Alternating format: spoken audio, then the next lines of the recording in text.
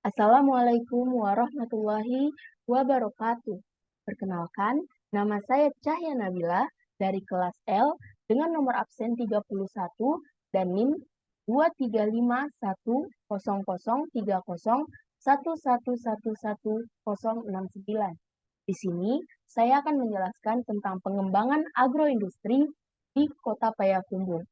Sebelumnya, kita akan membahas apa itu agroindustri.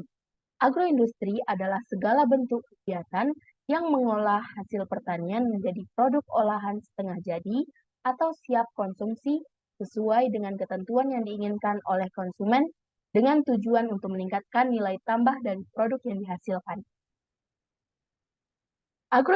Agroindustri merupakan kegiatan industri yang memanfaatkan hasil pertanian sebagai bahan baku utama sebagai sarana atau input dalam usaha pertanian. Agroindustri juga dapat dikatakan suatu industri terkait dengan sisi penanganan pasca panen yang melewati proses pengolahan, mencakup transformasi dan pengawetan produk melalui perubahan fisik atau kimiawi, pengemasan, dan distribusi. Adapun tahapan agroindustri terdiri dari input, proses, dan output. Di mana adalah input berupa bahan, proses berupa pengolahan, dan output berupa produk yang dihasilkan. Payakumbuh merupakan salah satu daerah dengan pertumbuhan ekonomi tertinggi di Sumatera Barat. Sektor pertanian menjadi salah satu sektor penting di Sumatera Barat, termasuk Kota Payakumbuh sebagai penyumbang besar untuk memajukan ekonomi daerahnya. Lebih dari 50% penduduk bergerak di sektor pertanian, dari hulu dan hilir Payakumbuh. Sehingga makanan khas yang dihasilkan rata-rata berasal dari tanaman pangan berupa padi-padian, seperti ketan putih, ketan hitam, namun dari tanaman singkong juga banyak ditemukan.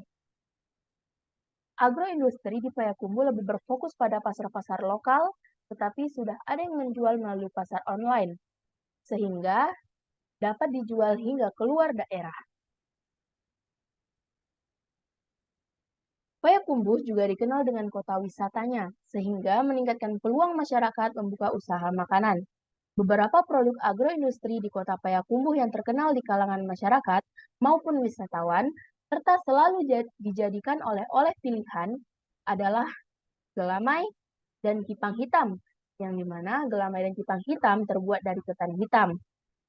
Kemudian terdapat keripik balado, biasanya disebut juga dengan keripik sanjai, dan dakak kotak, yang merupakan keripik kotak berdadu yang terbuat dari singkong, serta lamang tapai dan bareh randang yang berbahan pokok ketan putih.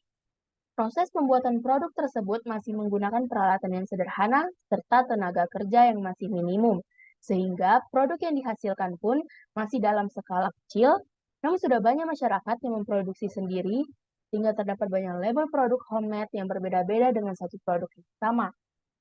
Kemasan yang dibuat semenarik mungkin serta bentuk yang sudah banyak modifikasi tidak hanya berbentuk seperti pada umumnya, yaitu seperti persegi, satu persegi besar. Dengan mempertahankan cita rasa khas menjadi nilai tambah dari produk tersebut. Namun saya akan membahas salah satu produk yang sangat digemari oleh masyarakat maupun wisatawan adalah bareh randang. Bareh randang terbuat dari tepung beras rendang yang diperoleh dari hasil penggilingan beras ketan putih yang telah disangrai atau direndang di atas kuali hingga menguning tanpa tambahan bahan lain. Tepung inilah yang kemudian ditambahkan dengan gula kelapa dan dicetak menjadi makanan khas Sumatera Barat yang dikenal dengan bareh randang.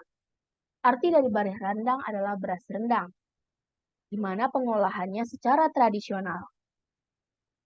Bareh randang mengacu pada bahan pokok dan proses pembuatannya, di mana bareh randang dalam bahasa Minangkabau memiliki makna beras, sedangkan randang dapat diartikan proses menyangrai.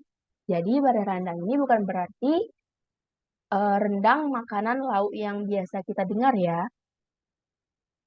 Tepung beras rendang dan beras rendang Banyak diproduksi di Kota Payakumbuh, Sumatera Barat, khususnya di daerah Napar, Kecamatan Payakumbuh Barat, Kota Payakumbuh. Bareh Randang dialokasikan untuk koperasi dan usaha mikro, kecil dan menengah atau UMKM. Adapun manfaat dari bareh randang,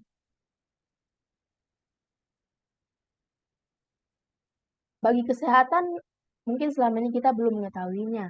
Beberapa manfaat yang sudah diteliti oleh para peneliti yang saya baca adalah yang pertama, bernutrisi tinggi. Beras ketan putih sangat kaya akan zat mineral yang penting untuk tubuh kita. Nutrisi yang dikandung beras ketan putih seperti selenium memiliki sifat antioksidan yang dapat mencegah datangnya berbagai macam penyakit kronis. Sebab antioksidan dapat menurunkan kadar stres oksidatif yang sangat berdampak buruk bagi kesehatan. Manfaat yang kedua, mencegah diabetes. Menurut sebuah penelitian yang telah dilakukan oleh seorang peneliti gizi, makan beras ketan putih 2 kali sehari dalam 8 minggu mampu membantu mengendalikan kadar gula darah pasien diabetes tipe 2. Selanjutnya, menjaga kepadatan tulang. Zat mineral yang dikandung oleh beras ketan putih akan membantu Anda menjaga kepadatan tulang, sehingga penyakit osteoporosis dapat dicegah. Selain itu, memperkuat sistem imun tubuh sehingga dapat mengurangi peradangan dan meredakan ketegangan. Dan manfaat yang terakhir adalah meningkatkan kesehatan jantung.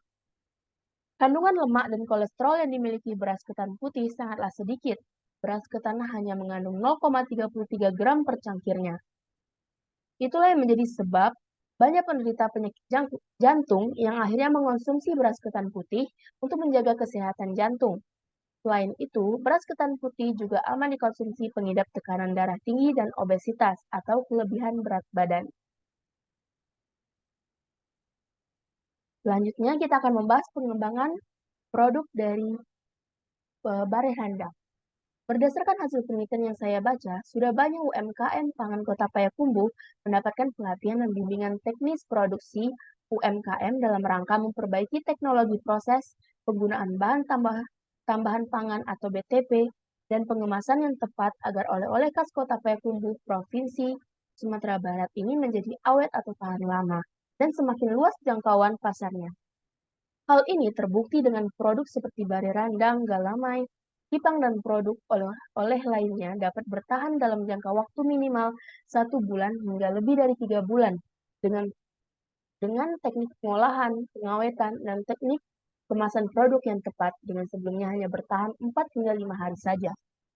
Pelabelan kemasan sesuai regulasi BPOM dan membuat informasi nilai gizi produk UMKM telah diterapkan dalam produk. Perbaikan teknik proses pengolahan, teknik pengemasan, dan cara penggunaan BTP yang tepat untuk pengawetan produk agar umur simpannya lama diharapkan dapat meningkatkan nilai jual dan memperluas pasar produk khas Kota Payakumbuh tersebut. Sekian presentasi dari saya. Semoga penjelasan yang saya berikan dapat menambah wawasan dan lebih mengenal tentang agroindustri di Kota Payakumbuh. Terima kasih.